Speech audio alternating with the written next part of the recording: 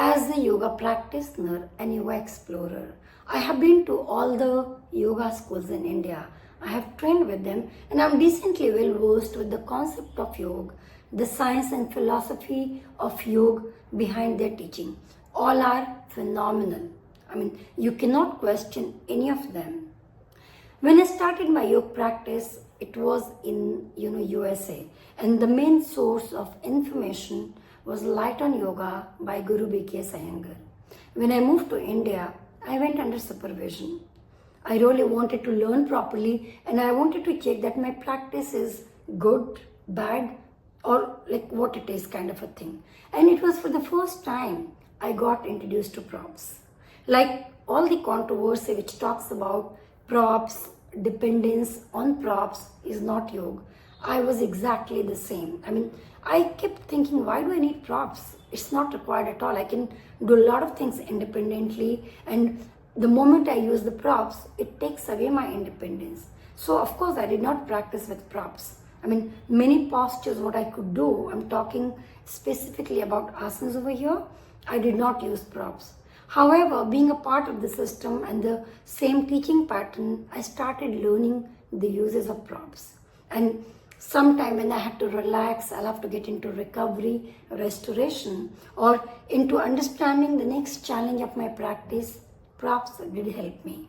In fact, over a period of time, I learned how props had been greatly useful in case of therapy, in case of athletes when the body is very tight, in case of understanding the next challenge of your body, in case of deeper relaxation and restoration.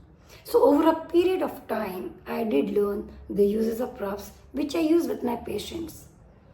I realized, after some years, the main source of the problem. I was connecting the props with spirituality or props with self-realization.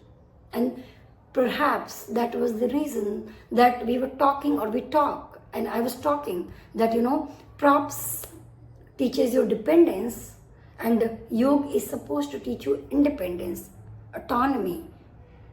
We should not confuse the uses of props with spirituality. Both are two different things and both needs to be respected differently. So let's understand what props are meant for and what are its uses. Let's only use it for that. And then let's also understand the philosophy of yoga, which leads us into self-realization, which can happen with props, without props, with asana, without asana, with meditation, without meditation.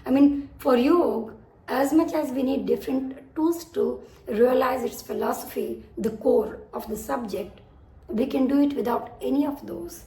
The moment you are in the moment, or the moment you are present in the moment and with yourself, you are into yogic moment. So let's understand again props only for its uses, and let's not confuse it with spirituality.